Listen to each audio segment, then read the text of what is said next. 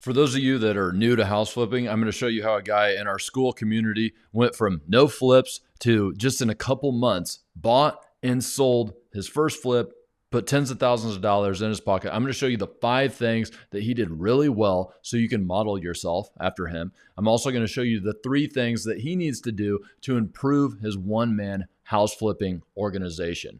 So here are the 5 things that he did really well.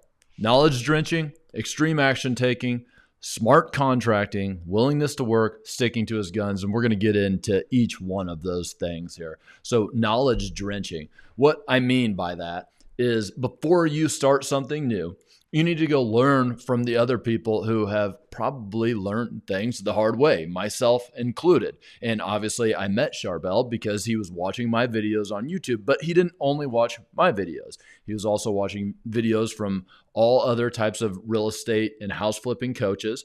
And there's lots of content out there, and I'm no better than any of the other ones out there.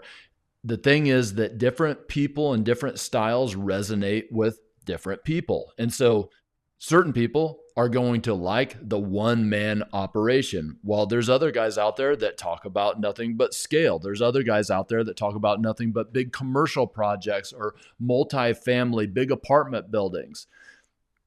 You got to find what resonates with you and then soak it all up. And there might be multiple things out there. There's books, there's courses, everything. You have to drench your brain in knowledge from other people who have done it. But then you can't just stick with gaining more knowledge. Eventually, you need to go out there and you need to take extreme action.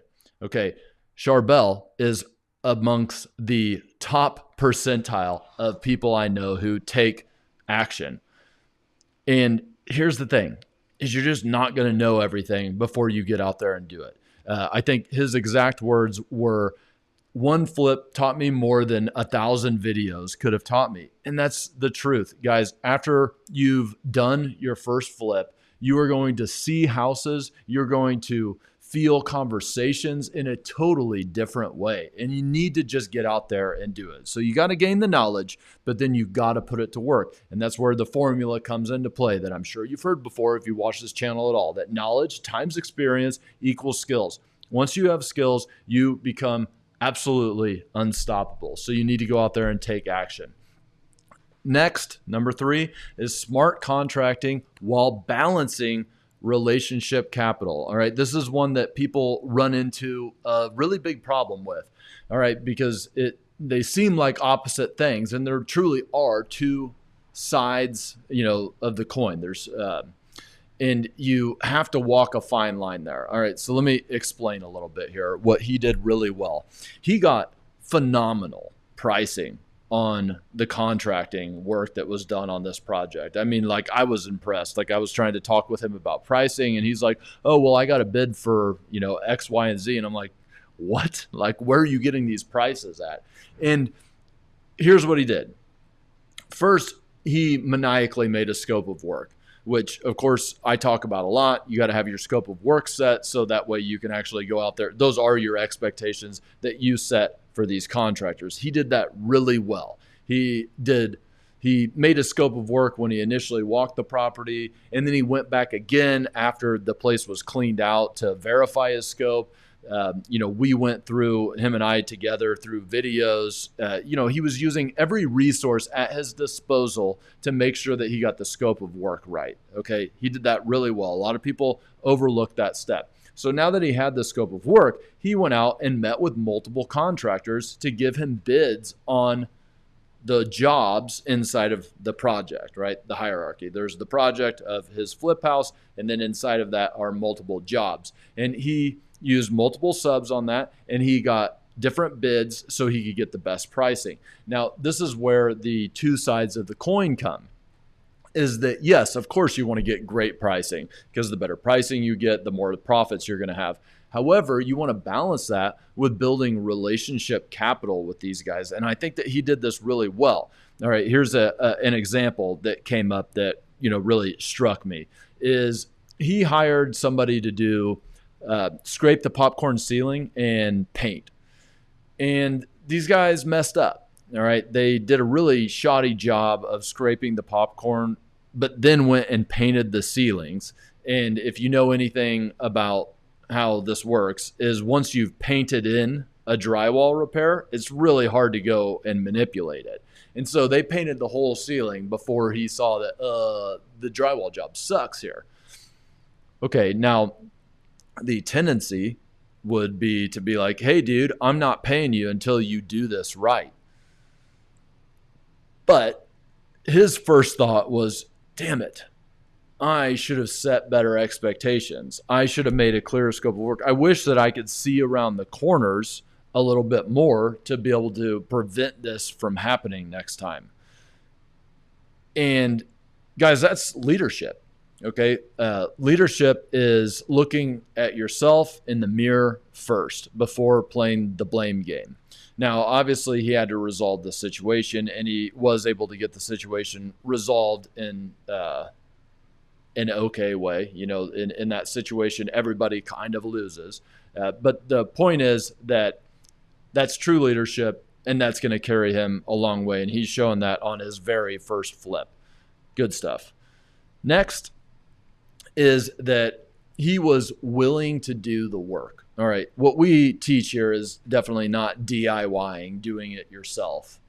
You'd be able to flip like one house a year if you were doing it all yourself. Somebody is out there saying, oh, well, I do 3 a year doing it myself. Whatever. It sucks to make that just your whole business model. Eventually, you can't do that anymore. So what we teach here is the MIY method, the manage it yourself. We're not going out and hiring general contractors. We are becoming the general contractor and hiring out the subs that do the different jobs. And the thing is, that's great, but sometimes tough scenarios come into play. Sometimes you budget for $20,000 and the project's going to end up costing you $30,000. Sometimes markets get sour. Sometimes you end up overbuying the house and you don't realize it until later. Obviously, you didn't realize it before you bought it because you wouldn't have bought it. Okay, and so sometimes you're in a predicament. Inevitably, you're in a predicament and you need to make up for lost ground. And that's where you might say, you know what? Oh gosh, I hate landscaping, but like I could watch some videos and figure out how to landscape. Sorry, landscapers. It's not like a super skilled thing that we're talking about. We're not talking about hardscaping. We're talking about some backbreaking work. Painting, like I could get the tape out and I could figure that one out. It would suck, but I could do it. Pressure washing, I could do, X, Y, and Z. There's lots of jobs that you could do on a project. And they just suck to do sometimes. But they would save you money in a pinch. All right, here's the ultimate pinch. You just started. You don't know everything. And so you want to give yourself as much runway as possible. And he did. He was willing to do the work. He went in there. He did some jobs that aren't fun to do so he could make sure that he was in as conservative of a position as possible going through that project. He gave himself a great runway and he made a great profit. Okay. And finally, he stuck to his guns. All right, and this is an important one. It's rule number 4 in the philosophy of the solo house flipper is the watcher. And that's knowing that the number one enemy in this game could be yourself if you let it. And here are some examples.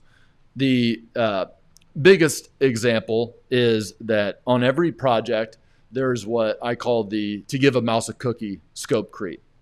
It's a book that I read my kids before bed. And basically you give the mouse a cookie and then the mouse needs some milk to go with it. And once you give him some milk, he needs like a towel to wipe off his face and so on and so forth. And that's what happens on these house flips is that you put in new floors and then you see that the floors next to the old trim makes the trim look old. And then you're like, oh, I guess I got to paint the trim or replace the trim. And then you replace the trim and you're like, ooh, the walls look crappy and so on and so forth. And so the only way to combat this is you have to set a scope of work, right at the beginning and you say, I'm not budgeting on this thing. You stick to your guns. And he did a really good job of that. And he recognized towards the end of the project, like, ooh, gosh, like I really want to do this thing. But he knew that if he did that thing, another thing would come and another thing would come. And there, you just, at some point, you have to draw a line in the sand. And a lot of you are probably thinking, oh, you mean like cut corners? Nah, man. Cutting corners is doing crappy things inside the walls and then trying to hide them. You avoid like safety and liability work that needs to happen, and then you hide the fact that you didn't do it. But saying, you know what, those cabinets over there, I'm not going to replace those things because none of the other houses in the neighborhood replace their cabinets. I'm simply going to paint them, and that's going to be good enough. I'm not hiding anything. I'm being smart about my scope of work, and then I'm sticking to it. And that's what he did a really good job of. And, more on that same thing is he already started looking for his next deals, and he underwrote the deal, meaning he figured out what his max allowable offer was going to be. You know, I'm going to spend $150 on this house because it needs a $50,000 rehab. I'm not going to spend another dime over that. And he went and negotiated with wholesalers. And, you know, even though they have all the tactics to try to get you to pay more for that house, he stuck to his guns and he had to pass up a couple deals because he wasn't getting the pricing that he wanted. And it was reasonable pricing. And so this actually leads me to the next portion of this video, which is the 3 things that he needs to do to improve his house flipping business. It comes right off of the back of that. Number 1 is that he needs to, what to improve next? Increase deal flow. All right. There's basically 3 ways to get deals: through a real estate agent, off the market, you know, on the market, through wholesalers who go out direct to seller, get a deal, and then they sell you those deals. And then there is going direct to seller yourself, or there is a 4th, which is like auctions, foreclosure auctions, tax auctions, you know, at the courthouse steps, but we're not going to talk about that. So basically, like right now, he's on number 1 and 2, through a real estate agent or on the market or through wholesalers. And the reality is, when you are buying off of a market like that, it's a whole supply and demand issue, that there is more people who are wanting to buy that small supply of one house. A lot of demand for small supply. And what you do by going direct to seller is you become a market of one. Supply, one house; demand, one person. And now you're able to get the best possible deal. And it's not screwing somebody over. You are cutting out all the other people who have to line their pockets. Like, you go buy a wholesale deal and you have to drop down a $30,000 wholesale fee. And you're going to be like, maybe I should go find my own deals. But more importantly, it goes back to number 5, the sticking to your guns, where he had to pass on those 2 deals. He did a really good job there, but human nature only goes so far. Eventually you're like, I really need to get another deal. So I know I said my max allowable offer was $150, but maybe I'll do $160 because I just need to get another deal going, which is true. You do need to get another deal going, because even if you're only going to make $30,000 off that flip instead of $45,000 or $50,000, you still made money. So you got to have your next project going on. You don't want to just sit there and do nothing, but better if you could just make them all good deals. So eventually you will end up creeping on your max allowable offer unless you have deal flow. When the drain or the well goes dry, that's when you start getting in trouble. So you want to go out there, and number 3 is the go direct to seller, which means it's like really simple. And this is a hump. Like, once you can get over this hump, it makes a huge difference in your business. But you're simply going to get a list, which you get a list from places like listsource.com, I think it is. Property Radar, that's one that I use. No affiliates or anything like that. PropStream, that's another one that a lot of people talk about. I do know they have a really good affiliate program, which is why a lot more people talk about those. Not necessarily meaning they're the best. Not saying they're not the best either. But anyway, you get a list, and that list is going to tell you the, you would get a list for let's say, I'm in Chattanooga. So I would get a list for Hamilton County. That's the county that is, inside of Chattanooga. And I would get that list and it would tell me all the addresses, and it would tell me who owned it, and it would tell me what the owner's primary mailing address is. Okay, and you can cut down lists further than that, but I'm not going to get into all that. Let's just say I got all of Hamilton County, tells me who owns the property, what their name is, and what their primary mailing address is, and then, of course, what the actual property's address is. And I could send a mail, and I could say, hey, Bob, I love your house at 123 Main Street, would love to make a cash offer on it. Give me a call if you're interested. And there you go. Now you're direct to seller. Obviously, there are more advanced strategies than just that, but mail is one that always works. Also, let's just take it one step further. You could take that list, you could run it through what's called a skip tracer. Lots of different skip tracing softwares out there. And it will tell you Bob's phone number. And then you could just call Bob and say, hey, loved your house at 123 Main Street. Would love to make you a cash offer. And anyway, that one's tougher because mail you can just send out in huge quantities, but you get the idea. You go direct to seller, and now you're negotiating directly with them. You don't have a bunch of pockets to line. Okay, and next thing that he needs to do to improve his business is he needs to add to his contractor pipeline a handyman, or an all-arounder, as I would call it. So these are guys that kind of can do everything. Like, you know what a handyman is. A handyman can do everything in a house. It's a really important tool in this business, because there's, even if you are contracting different things out, like you're contracting out the paint and drywall to one person, floors to another person, and carpentry to another person, like hanging cabinets and such. There's still going to be a little bit between each one of those trades, or something is going to come up, and it's really handy to have a person that you can call in to do anything. They might cost you a little bit more for each of those things, but just somebody who can keep the project moving is a really valuable thing. Now, handyman versus all-arounder. Here's just real quick. Handyman does everything pretty well. Like, they can pretty much do anything in a house. You're going to pay them a high, hourly rate. Whereas an all-arounder does everything, but they don't do everything great. Not huge problem solvers per se. You're not going to call them in to do electrical repairs probably. Whereas a handyman, you might have do some electrical work, for instance, or you might have them put in a new water heater. Whereas the all-arounder, this is somebody that you can have do floors, paint, cabinets, anything, landscaping, drywall, all of it. They can do it all. They're not going to be precise about any of it, but it's really the best way is probably using specific contractors for each one of those things, but it takes a lot of different moves from you as the investor. So I like to get all-arounders to do lots of jobs at once, so I get to do less things. But anyway, the handyman is good because things are going to come up that you're not going to be able to get done. And it's good to have that resource to be able to keep jobs moving. And then the final thing that I would say to you is that here's the tendency.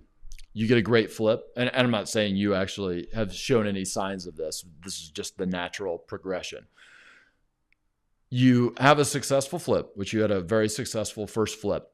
And then, you go and do another one. And I know you're getting ready to do another one, but you already start thinking about, okay, now rentals and, different financing options and such, which is all great. There's a whole lot of different things to learn, but what I would do right now is just continue the play. Flip house, flip another one, get this one done, go do another one, do a handful of them first, and just hone up your skills. And, that's the thing. This is definitely the thing that got me in trouble early, is I just kept trying to do bigger and bigger and bigger things. And, eventually I tried to do things that were too big for my skill set, and it got me.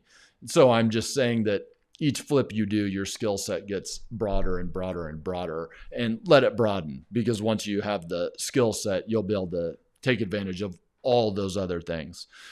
And great first flip. I hope that a lot of people learn from your great execution. And guys, he's from our solo house flipper school community. It's free to join for now. So why don't you guys come check it out? Bye-bye.